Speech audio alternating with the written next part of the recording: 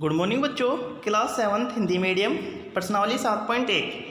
अब देखिए 7.1 है, 7 में है त्रिभुजों की सर्वांग समता। तो देखिए त्रिभुजों की सर्वांग समता से संबंधित 7.1 में दिया हुआ है। प्रश्न नंबर 1 है, निम्न कथनों को पूरा कीजिए। ए है, दो रेखाखंड सर्वांगसम होते हैं यदि। अब सर्वांगसम कब होते हैं? सर्वांगसम होते हैं यदि दो रेखाखंड समान लंबाई के हैं। तो लिखते हैं दोनों की लंबाई समान हो। बी है, दो सर्वांगसम कोणों में से एक की माप 70 डिग्री है, दूसरे कोण की माप भी कितनी होगी? 70 डिग्री। सर्वांगसम त्रिभुज या सर्वांगसम कोई भी आकृति होगी वो दोनों बराबर होगी। तो एक अगर 70 का है सर्वांगसम कोण है तो दूसरा भी 70 का होगा। सी है, जब हम कोण ए बराबर कोण बी लिखते हैं हमारा वास्तव में अर्थ होता है एम कोण ए बराबर एम कोण बी। प्रश्न नंबर 2 है, वास्तविक जीवन से संबंधित सर्वांगसम आकृतियों के कोई दो उदाहरण दीजिए। अब देखिए वास्तविक जीवन से सर्वांगसम का मतलब होता है दोनों आकृति एक ही जैसी हो। तो देखिए सबसे पहले देखते हैं, आपने आपके जीवन में लड्डू देखे, दो लड्डू एक जैसे होते हैं। ऐसे ही दो फुटबॉल, अब दो फुटबॉल होगी तो दोनों की माप समान होगी। तो सर्वांगसम आकृति में हो जाएगा दो फुटबॉल, दूसरा हो जाएगा दो अध्यापकों की मेज, या फिर दो लड्डू लिख सकते हो आप, 100 रुपये के दो नोट लिख सकते हो, दो पेंसिल लिख सकते हो। सर्वांगसम मतलब एक जैसी होनी चाहिए दोनों की आकृतियाँ। फिर देखिए प्रश्न नंबर 3,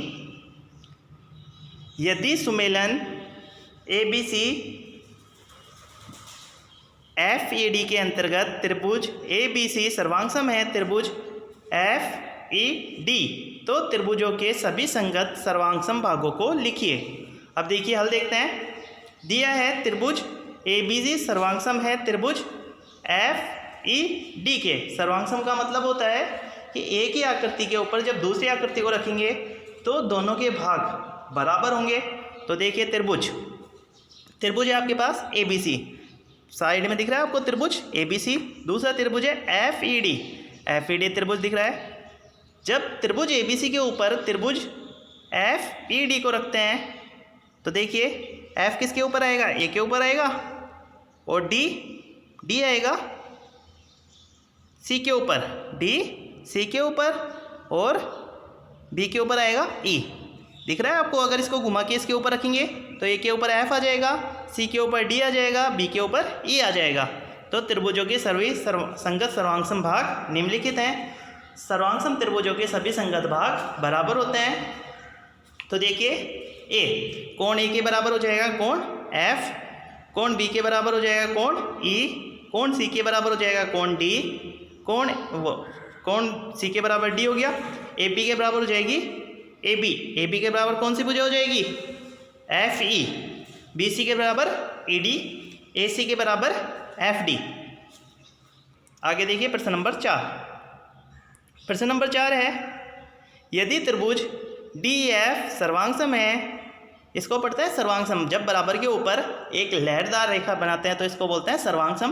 त्रिभुज BCA हो तो त्रिभुज BCA के उन सभी भागों को लिखिए जो निम्न के संगत हो। फर्स्ट है कोण E, सेकंड है EF, थर्ड है कोण F, और फोर्थ है DF। तो देखिए इसका हल देखते हैं। दिया है त्रिभुज DEF सर्वांगसम है त्रिभुज BCA, तो दो त्रिभुज बनाते हैं। सबसे पहले त्रिभुज DEF और दूसरा त्रिभुज BCA। अब देखिए BCA नाम के अकॉर्डिंग ही रखते हैं, मतलब D के ऊपर कौन सी भुजा आएगी? D के ऊपर बिंदु आएगा B, E के ऊपर C, F के ऊपर A। तो देखिए इसको ऐसे रखते हैं, DF के ऊपर D के ऊपर B बिंदु आना चाहिए, E के ऊपर C और F के ऊपर A। तो इसको रखते हैं। अब बताओ कोण E के बराबर कौन सा कोण होगा? A के ऊपर कौन सी भुजा आ रही है? बिंदु आ रहा है C आ रहा है, तो कोण E के बराबर हो गया C, AF बराबर हो गया CA, कोण F बराबर हो गया कोण A, DF बराबर हो गया BA।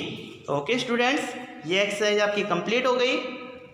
आपको ये होमवर्क अपनी फेवरेट नोटबुक में करना है और आपको अपनी बुक में से सर्वांग समता की परिभाषा पढ़नी है। सर्वांग समता का मतलब होता है यदि कोई आकृतियाँ, दो आकृति एक जैसी हों दोनों की लंबाई समान हो, दोनों की आकृति एक जैसी हो। जैसे दो लड्डू अगर आप देखोगे दोनों का आकार एक जैसा होगा। दो फुटबॉल हैं, दो फुटबॉल को देखोगे दोनों फुटबॉल की आकृति एक जैसी होगी।